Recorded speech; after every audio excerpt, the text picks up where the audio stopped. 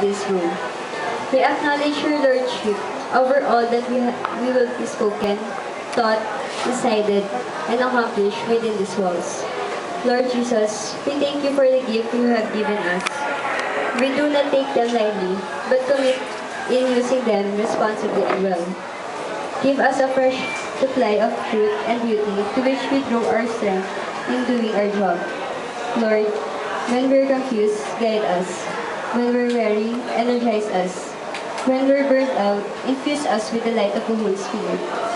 May the work that we do and the way that we do bring hope, life, and courage to all that we come into contact with. And Lord, even this day, these days' most stressful moments, may we rest in you. In your strong name we pray. Amen. In the name of the Father, and of the Son, and of the Holy Spirit. Amen. Please take a seat as we welcome Mr. Bartolata for the opening remarks.